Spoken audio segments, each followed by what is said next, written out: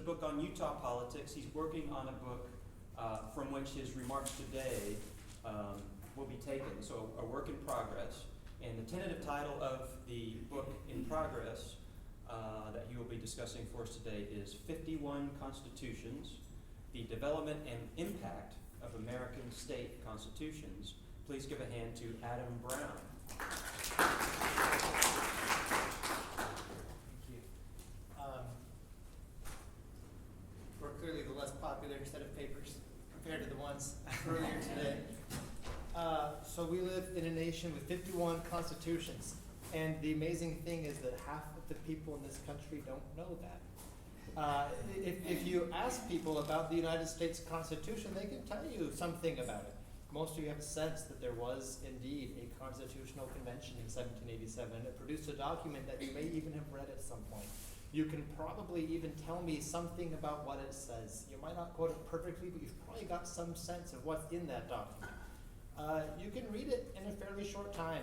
It's originally was about 4,500 words. The amendments make it closer to 8,000 now, but it's a brief document. And you probably also know it's been a long time since we've amended it. Most recent amendment was in 1992. That was the 27th.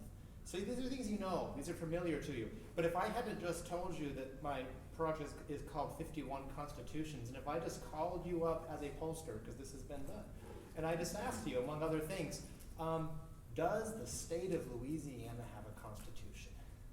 This poll's been done, and they do it nationally. And guess what happens? You get consistently, half people will say, yeah. About 5% will say no, and the rest just say, I don't know. You put together the no's and the I don't knows, and pretty consistently, it's about 45 to 50% of this country don't know whether their own state has a constitution. Now, I'll tell you, Louisiana does. You now know this. But here's the question I want you to stop and think. You know that the U.S. Constitution was written in 1787. How many of you know when the Louisiana one was written? How many of you know how many constitutions Louisiana has had? How many know how long it is? How many of you can tell me anything that it says? I'll tell you this, Louisiana is on its 11th constitution. It was written in 1975. It contains, I have to look at this, 54,000 words. Now remember, the U.S. Constitution, as amended, is a little under 8,000 words. Just ponder those differences for a minute. And in the last 20 years alone, how many amendments has the U.S. Constitution received? How many received? Any. How about Louisiana? 104. How many of you guys know this? It's not some of the older and more mature among us might know, but I wonder how many of the students know these kinds of things. Well, here's the thing, most people don't. Most people pay these state constitutions no mind. So this project that I'm working on is looking at them and trying to think broadly. So this symposium is called Changing Constitutions, Global and American Perspectives. We can think of that word changing in different ways. In the last couple of presentations and the next one are thinking of changing in one sense. I'm trying to think of the act of change and how often does that act happen. And you can think about the specificity of the Constitution and how that drives into it. Let me motivate this a little bit and just show you some general information. This is it's getting cut off a little bit. This chart shows you for every state, you don't need to read it, just need to take it in, the variation in word count. Now that really tall one off to the right is Alabama. It has almost 400,000 words in its state constitution because of a weird provision that says a variety of county-level things can't be done unless they're written into the state constitution. And that makes it as much a local document as state level, and I'm mostly going to ignore it today because it's just weird. It's not only long, it's qualitatively different. But when you ignore that, you go Texas, Oklahoma, Colorado, Arkansas, California, Louisiana, above the 50,000 mark, clearly towards the upper end. And then way down here, there's Utah, there's my state. Here's New Hampshire, here's Vermont, just a short bit longer than the United States Constitution. That is tremendous variation in the length of these things, the specificity. Now this can matter. Specificity matters. Well, I hope it matters because I'm looking for evidence that it matters. But I can tell you how specificity has mattered in other research. There was a project several years ago that was looking not at constitutions but at laws, statutes, that create executive programs. So the Fish and Wildlife Service enforces the Endangered Species Act. That's the law that created what they do. A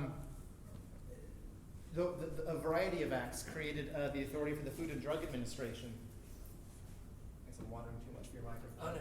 A variety of acts created authority for the Food and Drug Administration to do what it does with respect to approving prescription medicines or not. The Clean Air Act, the Clean Water Act, these give authority to the Environmental Protection Agency. Well, this study 15 years ago found that the longer the act is that gives this authority to executive branch agencies, the far more constrained they are in their action. Well, if that's true, then shouldn't constitutions also somehow matter in their length, that they, in terms of how much authority are they granting to the state to do things and respond to things? We'll come back to that, but this length can matter. Here's another thing, here's how they vary. It's getting cut off again, but this is the amendment rate over the past 20 years. You can see that it ranges from 0 to 300 on the y-axis, how many amendments enacted to each state constitution in the last 20 years alone. Again, Alabama's off the charts because so many of those are local amendments that only have to be ratified in one county. Let's ignore that. But even still, you can see Texas and Louisiana way over here, over 100 amendments. Utah, despite where it was in the last chart, is right there. There's my own state. And then New Hampshire, Vermont, way down there. Of course, if the United States was on here, it'd be at 0. Shorter than any state constitution, less amended than any state constitution. Before I comment on what this might mean, let's pair it with something else, because amendability is really about, is it current or not? So to think about that, you want to pair it with the age. Here's ages of constitutions. Number of years goes up to the oldest, Massachusetts, older than the US Constitution. Now you're thinking, weren't there 13 states that should have a constitution older than the US Constitution? Well, it turns out states like to replace their constitutions a lot. Louisiana's done it more than any other state, which is why they're towards the very young end, way over there, third from the left, because they're on their 11th. And a lot of southern states have done that the most. After Louisiana, it's mostly southern, but it's other states too. I'd have to look to get you the exact numbers because I don't remember offhand. But there you go. Georgia's on its 10th, South Carolina's on its 7th, Virginia, Florida, and Alabama are on their 6th constitutions. Pennsylvania's on its 5th. New York, Michigan, and Maryland, and Illinois are on their 4th. States do this. So it changes widely how old these constitutions are. Compare that with the amendment rate now. And you're thinking together about how familiar are we with these documents and how much do they stay current? Well, these things can matter, and they can matter in interesting ways. You can just think of all the research questions that you could play with data like this, because I have been thinking about that. You can think about why are they varying in these ways? What produces these changes in amendment rate and in specificity? You can think about the effects of those. How does it affect courts, which have to read and apply these documents? How does it affect the way that the state's citizens and voters view the document, assuming they view it at all? How does it affect the way the state can respond to things that come up? How does all kinds of these different interesting relationships, I'll show you a few of them, just to get thinking about changeability and specificity in these state constitutions. Here's the first way you can think about it. Let's just think about why states vary so much in the act of changing, how often they amend their constitutions. You look at the US Constitution, it's an interesting case. We've amended it 27 times. 12 of those, though, came within the first 15 years. Which means the remaining 15 took 2 centuries, well, a little less. It's a document we don't really amend. Well, why don't we amend it? Is it that it's just too hard? Maybe. Article 5 says you need 2/3 in each chamber of Congress and then 3/4 of the states to amend. In practice, maybe that's impossible. Or maybe we don't do it because it just doesn't need it. It doesn't go into a lot of detail. And maybe it's that vagueness allows us to have the flexibility to go in new directions without having to actually amend it, so we don't. Or maybe we've just decided that it's so hard to amend that when we do, we just ask the courts to do it for us. Well, this is a fun thing you look at with the states. When you look at with the states, you'll find there's variables that seem to come at it from different angles. On the one hand, you can think of a water spigot. To get water out of a spigot, you got to have water pressure behind it, and you got to have a valve that can open and close it. Where's the water pressure come from? In the case of amendments, what makes us want amendments in some states more than others? And there you can look at now this link between specificity and amendability. The more detailed that Constitution gets, the more stuff there is that can tie your hands badly as society changes. And so if it's going to be longer and more detailed, you can expect more amendments in those kinds of states. But what about age? Age is a fun one. You would think that if it's older, it'd be more likely outdated and attract more amendments. Maybe. But that certainly hasn't been the case with the US Constitution. In fact, it suggests the opposite pattern, that when they're younger, we have to kind of correct them a lot. Well, here's what you get if you look at these kinds of things, the sources of pressure, like in that water spigot. This is the results from statistical analysis, the controls for some other things, and it shows you what the relationship is between constitutional length down here for both young constitutions, that's the solid line, and old ones, that's the dashed one, and how many amendments are you getting per biennium, for every 2-year period in a state. And you can see that when you have these shorter constitutions, they don't get amended much. They preserve flexibility to the state sufficiently that they don't have to go back and keep amending that thing every time they want to do something new. But these long ones, they're interesting. If it's long and old, well, now you've got all kinds of specificity written in there.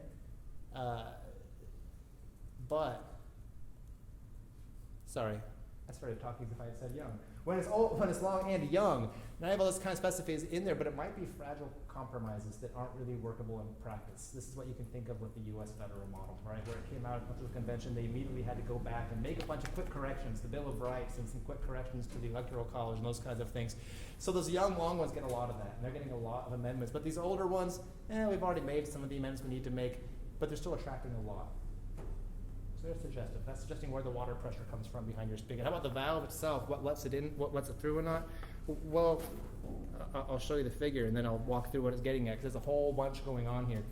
It turns out it's really hard to nail down the supply of amendments because there's so many moving pieces there. But here's some of them. Some is just, to what extent are you in a state where the legislature does anything? You can see that. If you have legislatures that pass more bills, well, they also are probably amending more. Just look at the solid lines, ignore the dashed and dotted ones. If you're in a state where the legislature, this is counterintuitive, spends more time making laws, they pass fewer amendments. I could comment on that for a while. I'm in one of those states they spend less time. In Utah, the Constitution gives them 45 days a year to make law. That puts them way over here. And that puts them in a royal hurry to not think things through carefully. They pass all kinds of stuff without really thinking about it, including amendments. And then you get these states that have a lot of players in the legislature, and they just have a hard time getting anything done. They pass fewer amendments. But the really interesting ones are what causes the shift between lines. I can't graph those as easily because it's just a 0 to 1 change. And here's the interesting one. In states that make it harder to amend, that's this complex procedures thing. Well, they obviously amend less. And that has some implication for maybe the Article 5 process in this, at federal level. I'll avoid going into more detail with that figure because I want to get at a different question. If we're going to think about changeability and specificity, we can also think about how that changes the way state Supreme Courts have to deal with these documents. Because state Supreme Courts are tasked with enforcing the boundaries created by constitutions. Well, what if those boundaries are tighter than others? What if you have a very long and detailed constitution? And not only is it long and detailed, maybe it was detailed with old detail, doesn't get kept current. How's that going to affect the state court compared to a state where you have a broad constitution, briefly written, and currently updated? Well, this is another way you can think about specificity and amendability. And here's a trope that comes out of that kind of analysis. The more specific the Constitution is, the more things the court has to strike down. And again, this is showing the results of an analysis that controls for several other variables. I'll show you some in the next couple slides. The dotted and dashed are just different ways of specifying it. But the longer that state constitution gets, the more actions get struck down in state Supreme Court for violating the state constitution. This comes from an analysis looking at the latter 90s when some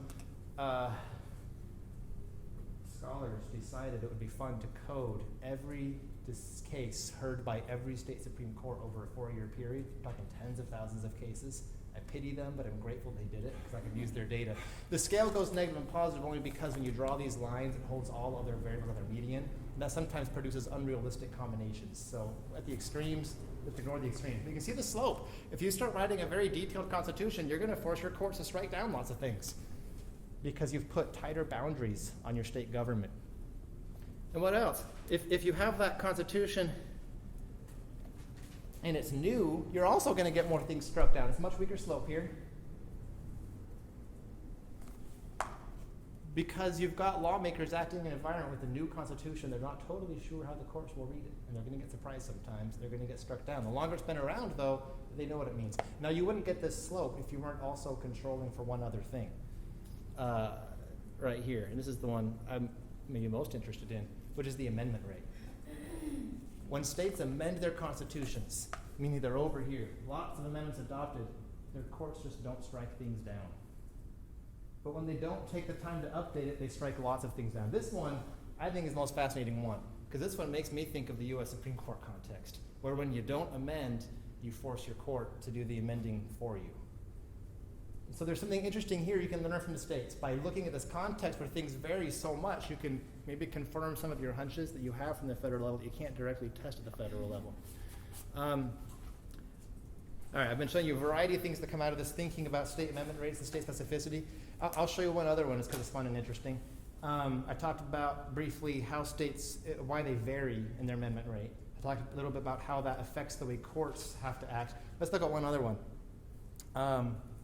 Let's look at how citizens change their reaction to the Constitution based on these decisions about should we make it be very specific like a law or very broad like a Constitution? And how do citizens view it differently depending on, well, is it old and stable, or do we update it a lot? When you look at the U.S. Constitution, there's lots of research showing that people venerate it, they revere it. You can ask them questions like, is the Constitution an outdated document or an enduring document that remains relevant today? And they'll say, oh, it's enduring. And you can ask them things like, is it inspired? Were the founders inspired? And a lot of folks will say yes. And you can ask a variety of questions like this to try to get at, are they reverencing the Constitution as some kind of a sacred object? And I put together a battery of questions drawn from other studies on this, and I presented it to people in a survey, and I said, I asked them first about the U.S. Constitution, and then I asked them about their own state constitution. An interesting thing, even if they admit at the beginning of the survey that they don't know whether their state has a constitution, they will nevertheless answer both sets of questions the same way. They'll tell you, if they think the U.S. Constitution is inspired and worthy of veneration, they also think that of their state constitution, because they're just projecting their views over, like, well, I've got a state constitution. It must also be great. And so based on that insight, I did a little experiment where I would, for half the people in the survey, I would just ask the questions. And for the other half, I would start off by saying, as you may know, the U.S. Constitution was written in 1787. It contains about 8,000 words, which can be printed on 13 pages. And it hasn't been amended in over 20 years. And as you may also know, if they were in Louisiana, the Louisiana Constitution was adopted in, it was written in 1975. It contains 4,000 words, meaning it can be printed onto 98 pages. And it's been amended, 104 times in the last 20 years. I would give them this treatment language, and I would see, does telling them this change the way they view it? Now, you stop and think for a moment. What were you expecting? I'll tell you what I was expecting. I was expecting people venerate the U.S. Constitution because it seems linked to the founding. Right? We don't touch it. It's old. It's short, so it avoids policy detail. I go, well, surely that creates this link. And if we just tell them their state constitution is young and heavily amended and long, they're going to be like, oh, that's not a constitution. That's just a law. It's just a law. And in every state, almost every state, it is the case that their state constitution is much longer, much more amended, and much younger than the U.S. Constitution. Well, what do you get? This y-axis here is aggregating together their answer on 5 different veneration questions. And this treatment has zero effect. This is the U.S. Constitution. Here's the control groups, average response, and some error bars. Here's the treatment groups, and you can see that they are the same. We didn't expect an effect. People already know the U.S. Constitution is old and brief and seldom amended. So telling them that shouldn't change anything, and it didn't. But here's the really weird thing that I'm still puzzling through. When you tell them that information about their state constitution, they like it more. And I totally I thought they would like it less. And I'm still puzzling through why they like it more when you tell them that it is long and detailed, amended all the time, and young. Still puzzling that. If you have ideas, I'd be happy to hear them.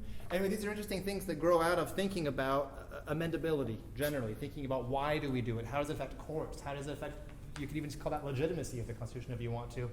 I appreciate the opportunity to share it with you, and I look forward to your questions.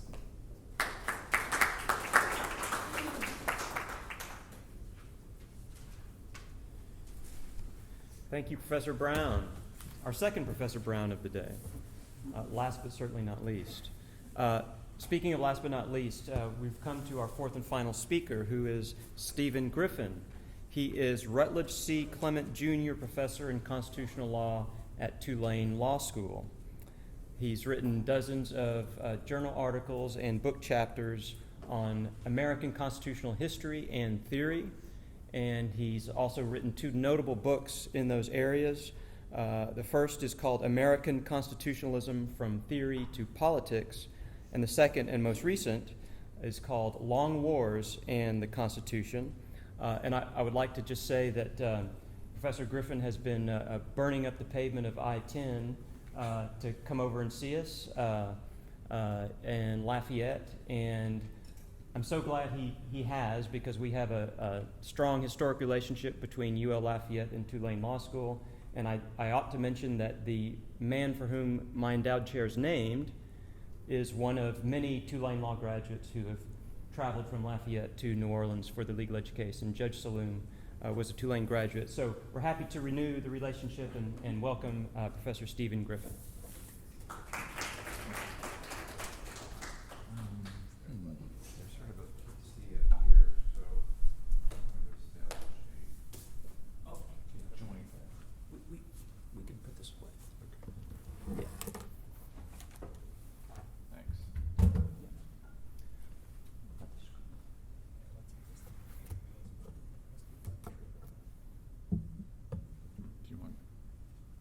Are you okay with the blue? Or? Yeah.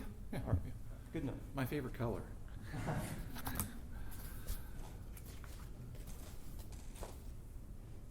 All right, thank you very much. I'm really happy to be with you today, especially since Professor Malloy's hosting abilities are outstanding, and he's invited me really to address my favorite topic, which may be the global topic he's most interested in, which is constitutional change. In fact, I'm a lawyer, so I paid close attention to his invitation or prospectus, where he said speakers are encouraged to address issues of broad public concern and therefore may choose to diverge or abstract from their workshop paper, which I'm going to do like mad, because I don't often get the chance to just talk at length to an audience about my favorite topic, constitutional change, and it's something I've not only written about recently, but which is something arguably is directly relevant to our what's going on in politics today. So I'll start with the question, why be interested in the topic of constitutional change? Consider 2 propositions about the American constitutional system. One, we live right now in a time of great constitutional change.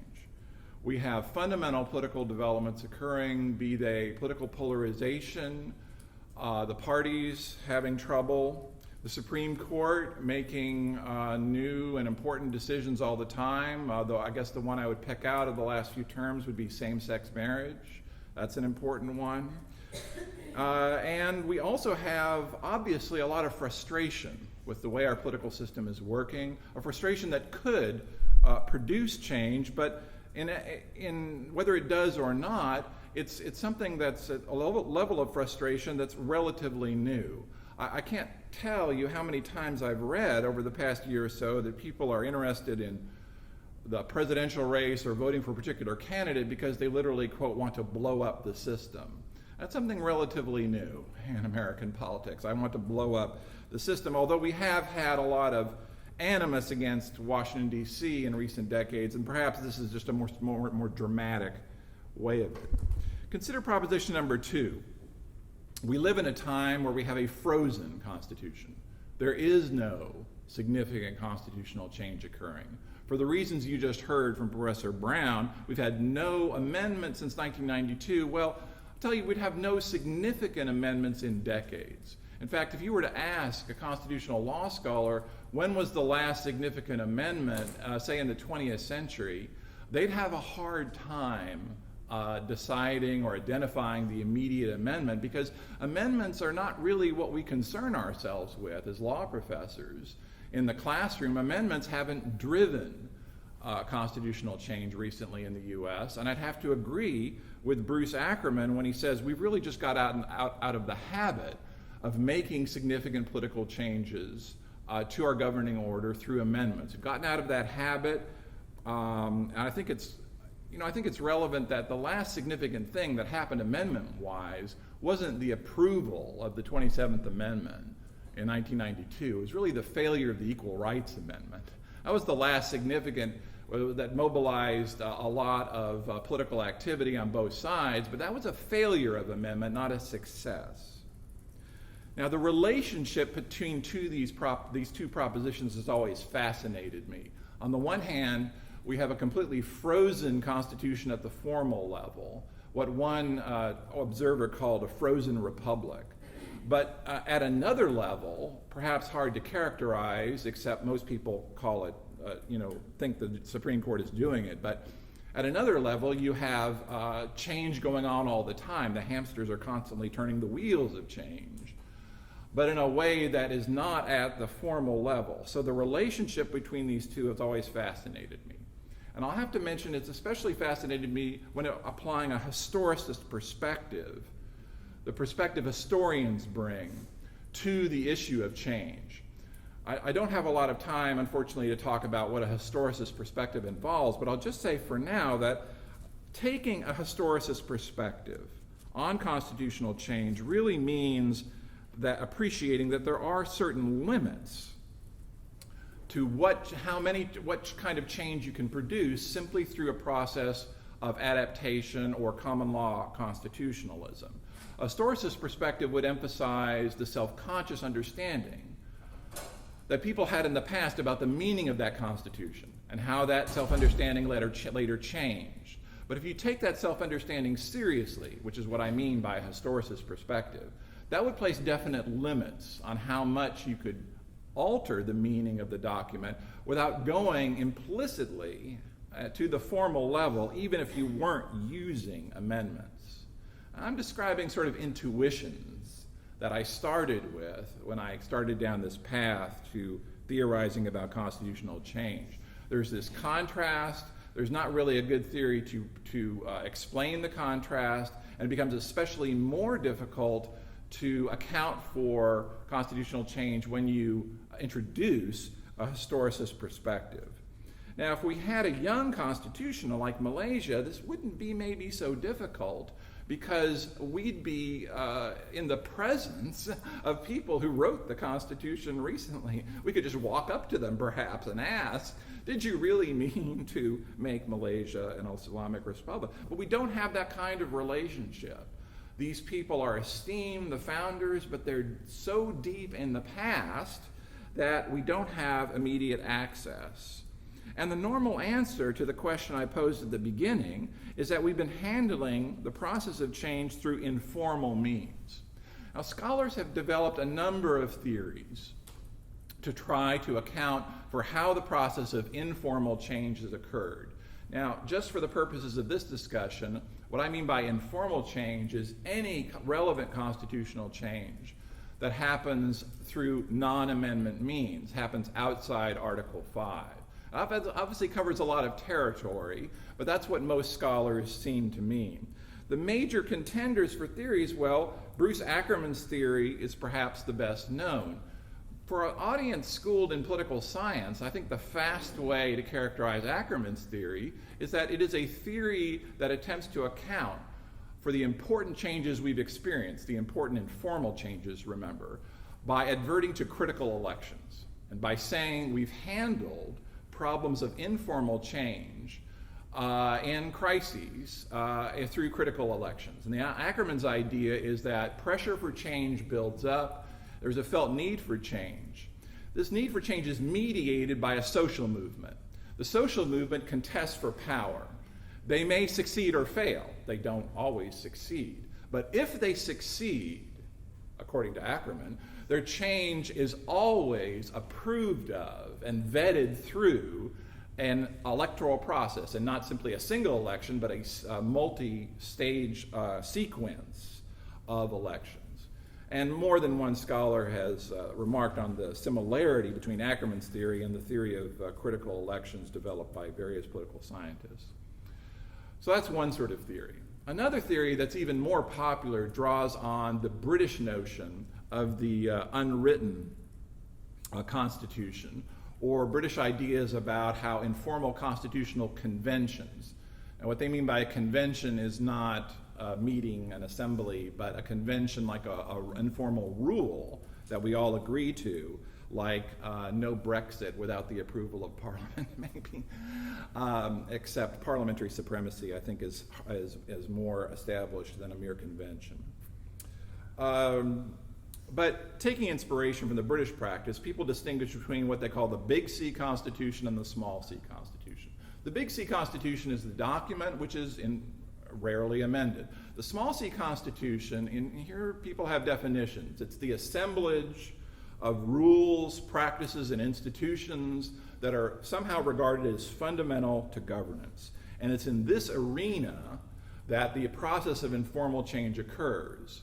Now, the implicit idea, as I was saying yesterday in the session, the implicit picture built up by the people who believe in the Small C Constitution is that of a peaceful coexistence, a peaceable kingdom, where the lions lie down with the lambs, as it were, a peaceable kingdom where this big document stays static, but there's all kinds of things going on in the Small C Constitution that help adapt our constitutional system to ongoing societal technological changes.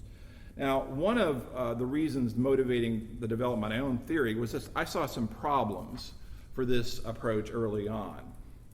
One is that this theory tends to depend on the Supreme Court as the most important mediating institution, but there's no way a court, after all constituted on a common law basis, could somehow handle the full load of all the constitutional changes that have been said to have happened since the 18th century. And in my book on war powers, I used war powers as an example. War powers is, in fact, a fairly standard example of where people feel the Constitution has changed dramatically so as to enhance presidential power, but there's no way to validate that by looking at a series of Supreme Court decisions. The Supreme Court has sort of stayed out of the war powers area.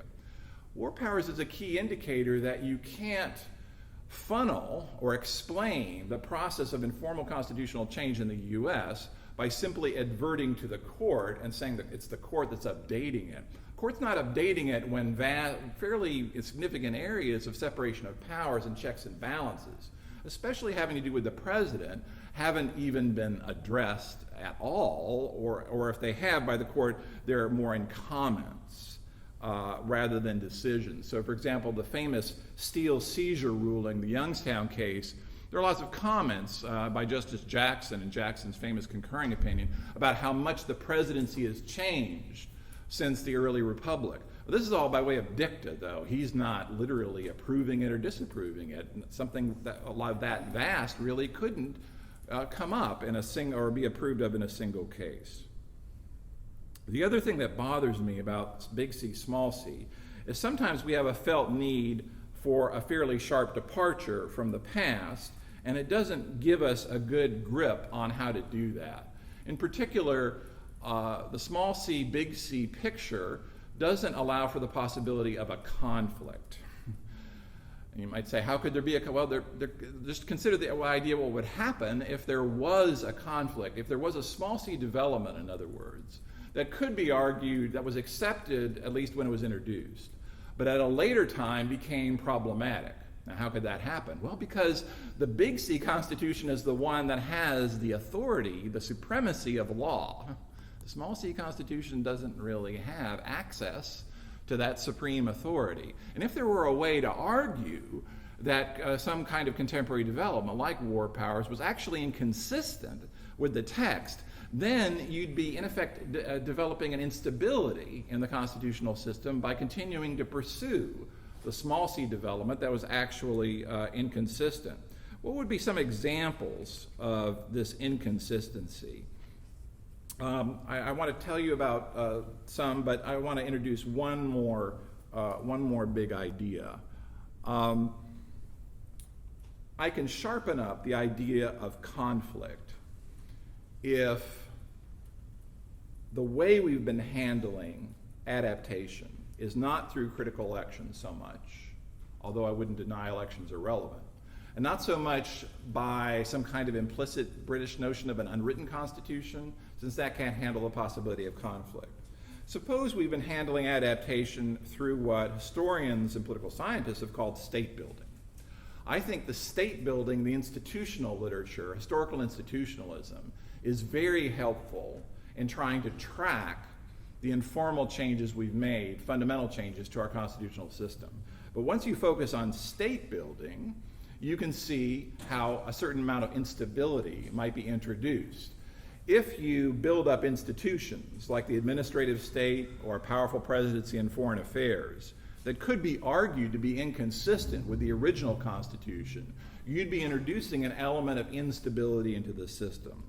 You know, recently, I don't know whether you marked this, but recently a prominent law professor published a treatise-sized book called "Is Administrative Law Unlawful?" I have to tell you that administrative law has been around for a long time in this country. It's featured in multiple Supreme Court decisions that have approved it. It's been developed by Congress. The very fact, of course, this professor might be a crank, but then again, he teaches at Columbia University and is widely respected as a legal historian. I'm talking about Philip Hamburger. But there are other examples like this. In the 80s, a prominent libertarian law professor, Gary Lawson, wrote a Harvard Law Review article called "The Rise and Rise of the Administrative State," in which he expressed the opinion that the entire administrative state was unconstitutional. Now, he was self-consciously writing from a libertarian perspective, but I'm not sure how many countries this would happen, that a long-standing and totally accepted constitutional development would be questioned fundamentally by leading law professors. I think such critiques get, to the extent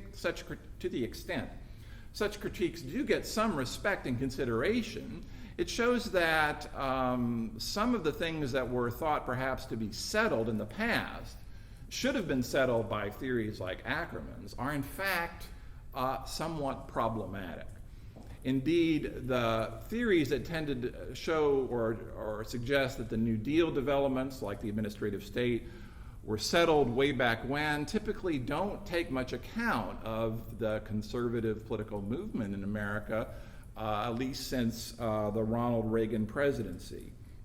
And the questioning or outright rejection of the New Deal by elements of the conservative political movement would suggest that it might be actually harder to settle these matters in the absence, at least, of informal amendments. So we have a strong contingent of libertarians now in law schools. They're all sort of this mindset that large elements of the welfare administrative state is in fact unconstitutional or unlawful, inconsistent with our fundamentally governed arrangements.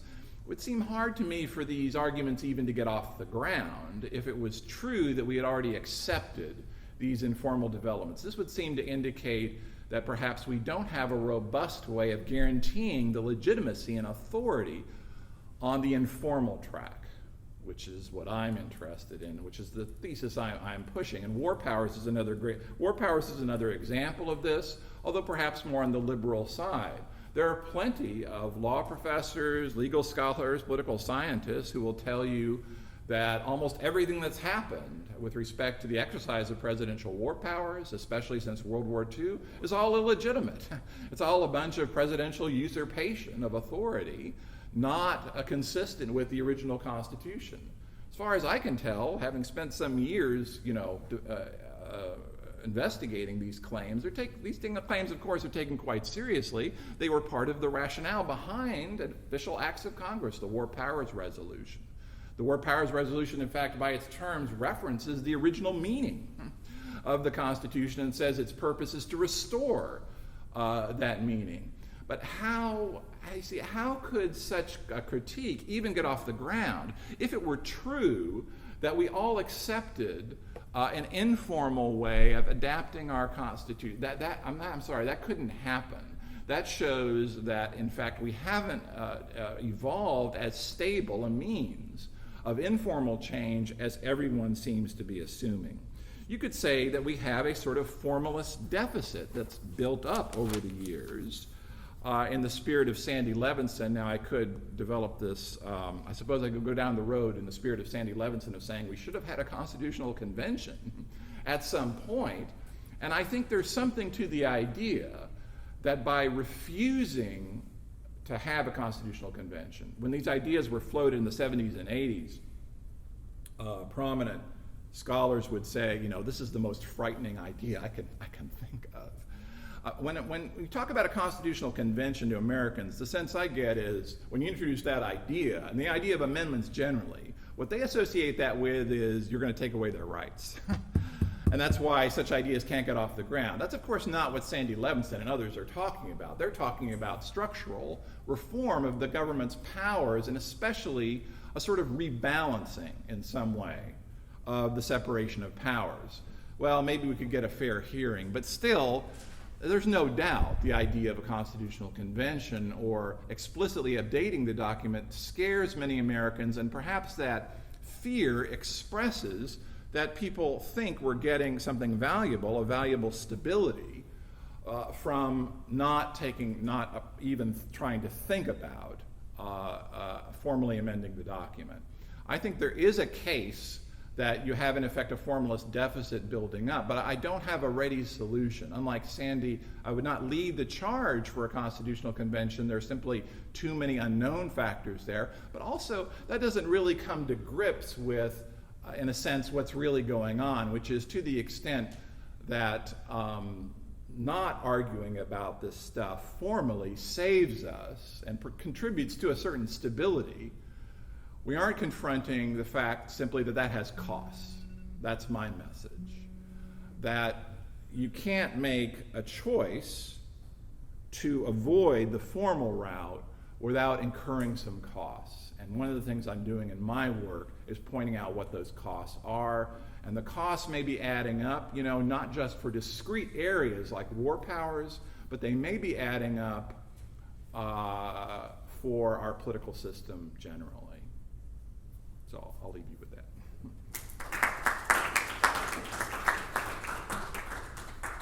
Thank you, Professor Griffin. Once again, I'd like to invite the last two speakers, Professors Brown and Griffin, to take a seat at the front table. And we have a question and answer session in which I will moderate.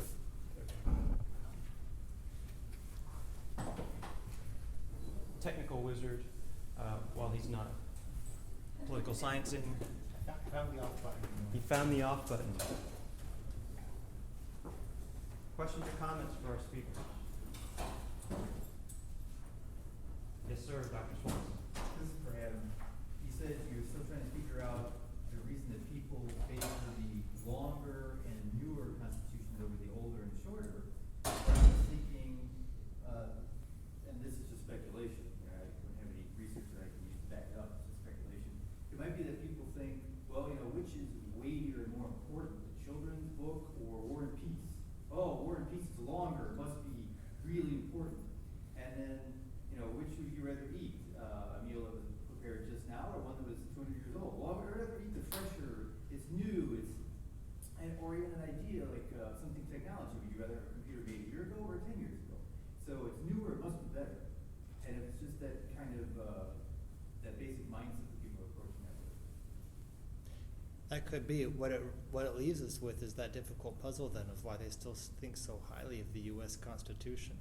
Because part of what motivated that experiment was to see, well, these seem like reasonable ideas about what makes them like the U.S. one so much. Let's just directly test it.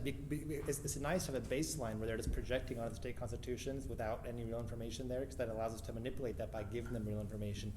And if the information does the opposite of what we think, and that's a totally plausible story, now we have that other puzzle. What's going on with the U.S. Constitution? Well, but there's a mythology that doesn't exist for the state constitution. That's right. And so I think that could drive it. Yeah. There's no mythology about, the iPhone 1 was divinely inspired, so that must be better than the iPhone 7. Whereas that, like you said, there's a large population that says, but the U.S. Constitution was inspired. So I think that, in my humble opinion, would probably be mostly that mythology. All right, you're right. If you say to them, I was thinking about this too. If you say to them, federal constitution, they might be thinking Statue of Liberty. Right. You don't monkey George around. You don't monkey Washington. around with the Statue of Liberty. When you say the state constitution, it was updated, they're thinking, practically, it's a practical document that relates to my life, and they're keeping it current. It's not like a monument. Although his original test was about reverence, it wasn't about whether people approve of it or not. It was whether they revere it. It was the reverence. surprising thing was that they seemed to revere even the new and practical doctrine. Right, and the questions were drawn out of these studies of U.S. constitutional veneration. We just changed the word to state. Did you ask people about the state ever without mentioning the federal constitution? Because No, we would always ask them that one first to try to create a baseline. right, I wonder what people would say, because once they've said that they revere the U.S. Constitution, it may be psychologically difficult for them to say that they don't revere this other constitution. They may feel like, well, I should be consistent. It's weird if I, answered affirmatively for the first one and not for this one. I'm not giving it as much respect, so I probably should say that I feel the same way. It's a good thought. Yeah, you've already created a situation where they want to avoid cognitive dissonance. Exactly. It's a good thought. I'm curious about how ballot initiatives play into people's thinking about state constitutions in particular. I don't know if any of this literature, if there is a literature, but if they're routinely going to the polls on election day and seeing constitutional amendments and whether or not they're participating in that process, but just kind of having that regular priming, if that makes them think at all differently about their own constitution.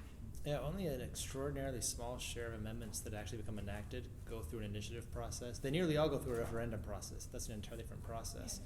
And that gets into the question, too, of whether voters realize the difference. When they see them on the ballot, whether they realize that these ones came from an initiative, petition gathering process, and these ones came out of the legislature. I'm not sure I can comment on that question. Voters across the country do see amendments all the time, but I'm not sure. That's actually a fascinating question, whether they realize where they're coming from and are differentiating between them. Because that's implied in what you're asking, is that they know the difference. Yeah. They probably don't. But I would imagine that a lot don't, but I don't know. I don't know of any research on that specific question. There's lots of research showing they know very little about ballot initiatives in general. And it's drawing on that, I would assume they're not paying attention to where they come from.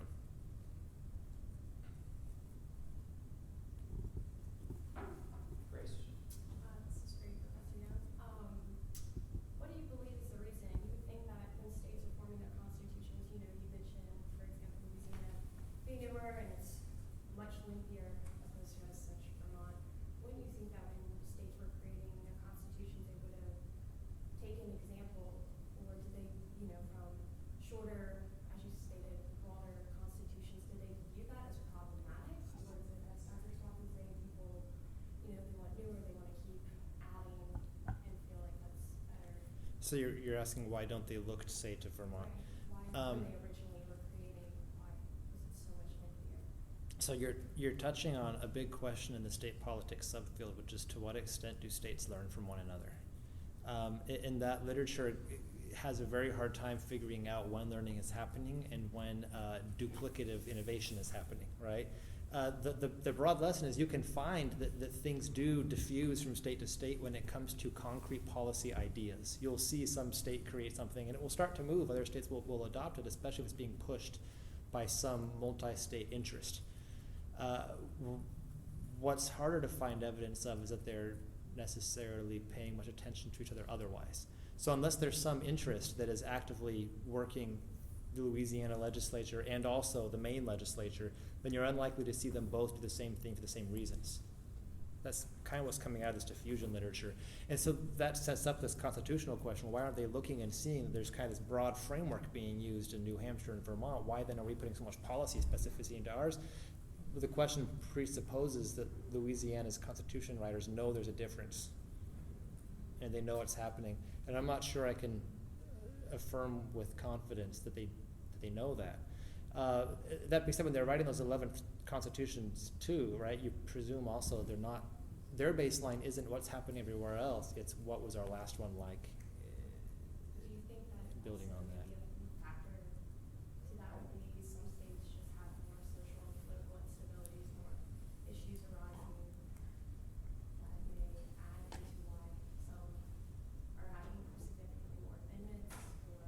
So this is a direction I'm still looking to explore, which is how they get on this path. Because what that first set of figures shows is there's a path dependency here. Once you go down the path of putting more specificity into your constitution, length begets length. So if it's longer, you're amending more, and you are putting more in. Something about that kicks you down a path. And at this point, I haven't gotten into exploring that question, which is why do some initially get on it? I have some ideas, but I haven't gone through and assessed them yet. That's a good question, though.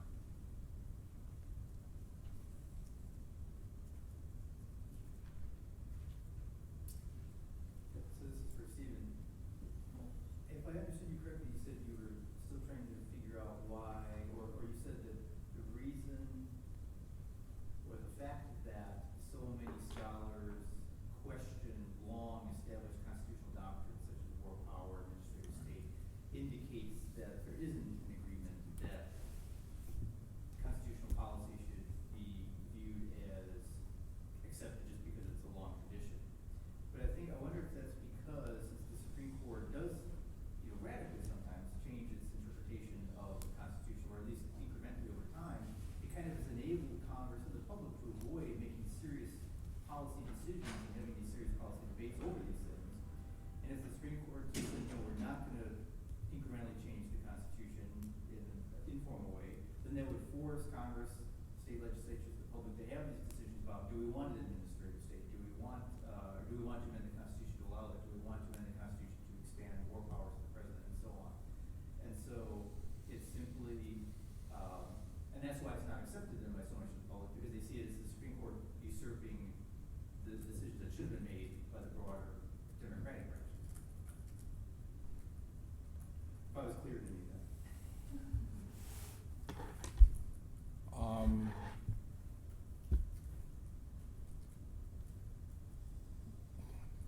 Well, see, some people take a sort of a hard line position on war powers. It's straight presidential usurpation. It's always illegitimate. Now, that was maybe kind of my approach when I first started researching it, but I gradually convinced myself, partly because of my emphasis on state building, that I couldn't tell a totally usurpation, undemocratic story about that. So the Supreme Court hasn't really blessed the expansion of presidential war powers, but it's hard to argue that it's simply executive action, partly because it's a long period of time, and partly because Congress was there, especially at the creation. And the early Cold War, Congress almost literally considered this issue and decided that the president should have some more authority. At the least, the president should have the means, the ever-present means. And there was a general understanding, which could persist today, that if something goes wrong, if there's a threat, national security threat, terrorist attack, the president's going to be held responsible, not Congress, which also means Congress understands the president's going to take certain initiatives. So this is a compromise among the branches, you could say.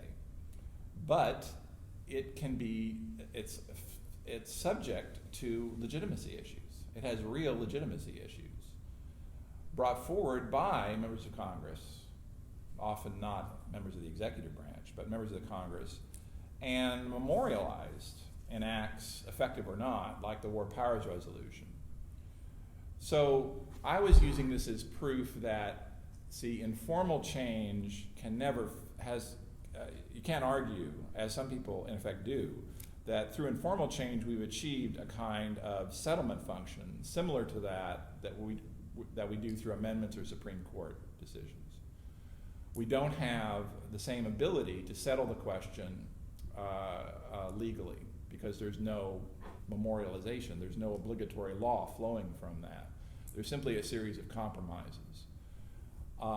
And they could be stable, but since they arguably conflict with the original Constitution, they can always be unsettled and unstable. And that can produce legitimacy issues. And so that's my explanation of why the most plausible story you can tell, the British unwritten Constitution story, the informal adaptation story, why that cannot substitute a effectively for the formal side. So that's why I'm going through that process of analysis, to show the informal, not to show the informal means don't exist, or that they don't exist outside the Supreme Court. They do, but why you could never get a legal settlement out of that. Shalonda? For Mr. Brown, it's kind of a long question, but he stated that the younger the Constitution, the likelihood of it getting amended would be greater than an older Constitution because it's new. My question is, although our Constitution is very old, would cases like Obergefell v. Hodges contradict the expected belief that an older Constitution would strike down laws that are not protected by the Constitution? And if the answer is yes, wouldn't this lessen the confidence that we have in our Constitution? I might need you to run that by me one more time. Yes. Okay. You stated that the younger the Constitution, the likelihood of it getting amended would be greater than an older Constitution because it is new. Although our Constitution is very old, would cases like Obergefell v. Hodges contradict the expected belief that an older Constitution would strike down laws that are not protected by the Constitution? And if the answer is yes, wouldn't this lessen the confidence that we have in the Constitution?